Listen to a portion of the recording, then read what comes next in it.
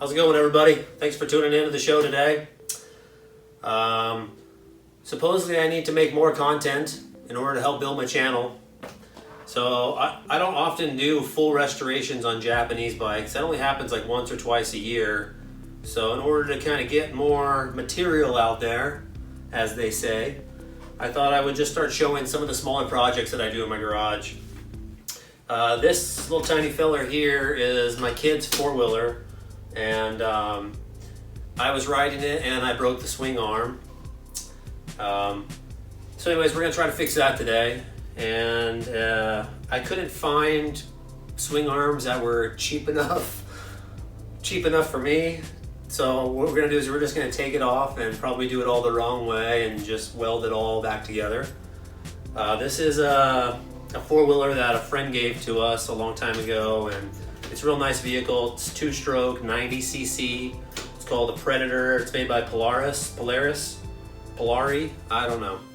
Anyways, let me go ahead and bring you on in and we'll check out some of the features. So here she is in all her glory. Like I was saying, a friend gave this to us. We actually have two of them. This one ran better and has the title and everything, so we take this one out a lot because some of the places we ride, you gotta have the little sticker. Anyways, it's got some plastic stuff here, and it's got some headlights that aren't lights here, and stuff was coming apart, so I just kind of threw some wood screws in and random other machine screws. Yeah, it's a pretty fun little vehicle. Cool thing about it is it's got a horn. Meep meep. It's got a little light here that indicates when your two-stroke oil tank runs low, which, what a wonderful thing. It's got a kill switch. I don't know if that works or not. Oh, it's got this thing, this e-brake here. You squeeze that and then you push this little lever down and it holds your parking, or holds your brake down, so it's kind of like a parking brake. It's got the typical thumb throttle. Cool feature on this bike, though, in all seriousness, is it's got a kickstart in case you're running low on the battery and the electrical stuff. It's got a brake light. It's got a broken swing arm, and it's got lots of use out of it. So anyways, let me grab a flashlight and we'll just go ahead and pop on back to the back end. I'll show you what we're working on today. All right, so if we look under here, whoa, too bright. So in fact, we can see that that used to be connected right there. And it's also busted. This one's kind of hard for me to show you, but let's try anyways.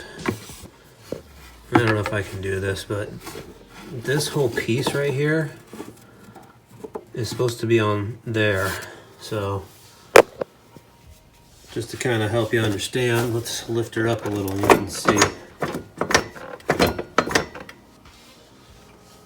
So it looks like it was all broken on the welds, and I asked my friend who welds more than me, which basically means he's professional, and he said that that would probably be okay to re-weld. Oh look, there's a little tire plug. You guys ever use those? Anyways, so I'm gonna go ahead and we'll do a little time lapse for a little bit while I spend the next hour or two of my life trying to get that swing arm off. And then after that, we're gonna have to grind off the old welds and paint, rust, etc. And then we'll take it probably out back or somewhere. I don't know, we'll figure someplace safe to weld it so I don't blow up my garage. And yeah, so let's go ahead and start the time lapse, huh?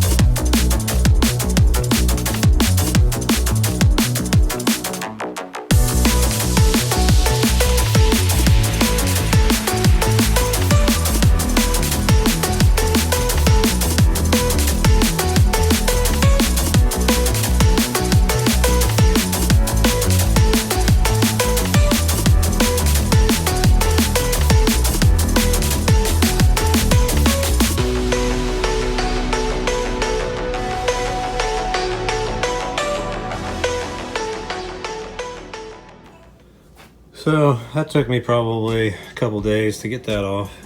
Not really, it was probably like 10 minutes. I thought I'd show you where it was broken though. It's a little bit worse than I had suspected originally. It actually did bust out some of the pipe there.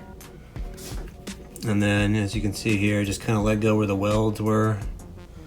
And then this guy here, you can see just all the welds never even bit.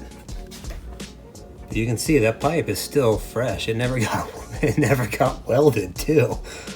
Oh, yep, that's not the best quality. The whole weld is literally still there and nothing was on that. Anyways, I figured out why this probably happened. It was because of these nuts were all loose right here. And that holds the swing arm assembly to the rear axle. So as those started to loosen up, that would have given some play, which explains why, you know, why that happened.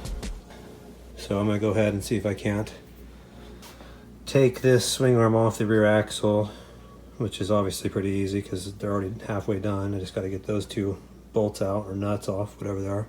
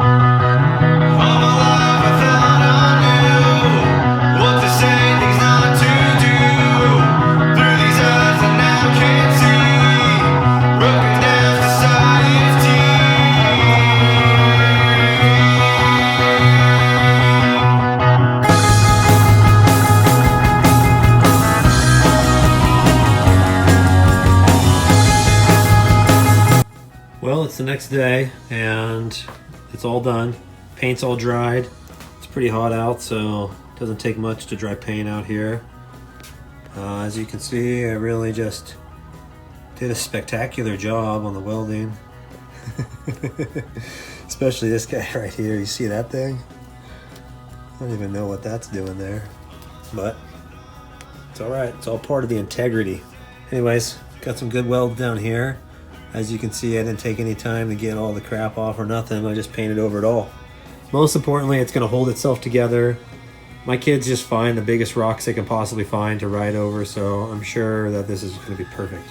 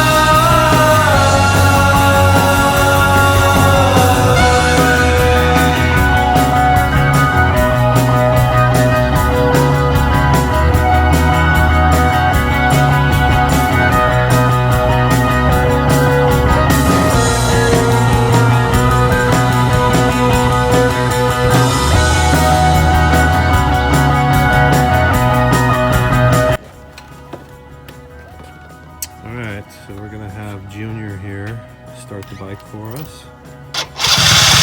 Easy, whoa, whoa, only get started one time, dude.